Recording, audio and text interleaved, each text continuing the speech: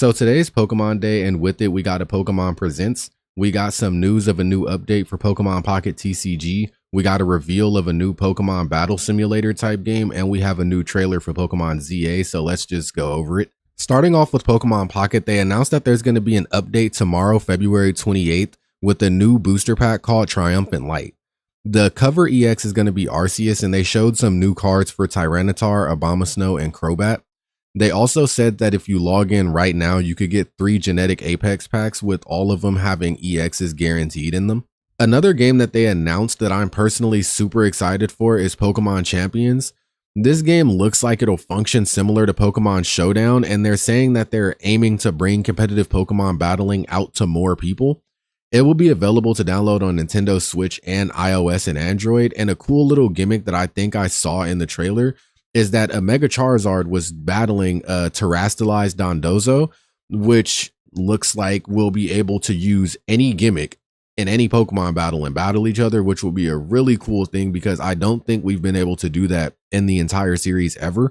Besides in the Alola games, I think you were able to do like Z moves and Mega Evolutions, but that's the only time. But if we're able to do Z moves, Mega Evolutions, terastallization, maybe even Dynamax, I don't know how that will work, but you know, it seems really cool. Maybe it'll be choices. They give you a lot of options.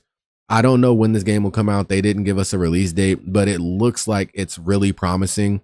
As someone who really enjoys competitive Pokemon battling, I really hope that a lot of people get into this and start playing more competitive Pokemon. I think it's worth mentioning that Pokemon Champions will also be compatible with Pokemon Home, so you'll be able to transfer Pokemon from other games into Pokemon Champions through Pokemon Home. But of course, the biggest moment of the day was Pokemon Legends ZA finally getting a gameplay trailer.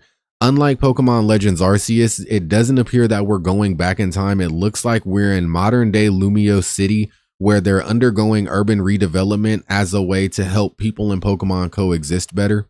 Because the whole game is supposed to take place inside of Lumiose City, they seem to have scaled the city up a lot, and they also use the rooftops as a form of exploration, also with the ability to jump from roof to roof with your Rotom phone, and the ability to get on the roof using these like teleporter platform things.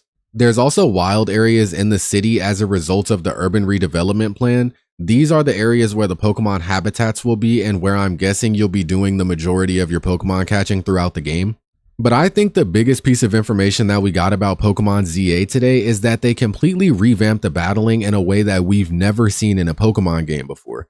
In my opinion, it looks kind of like how Pokemon battling looks in the anime, in the sense that Pokemon are able to move around freely when they dodge attacks, rather than it just saying your Pokemon dodged it or they missed the attack.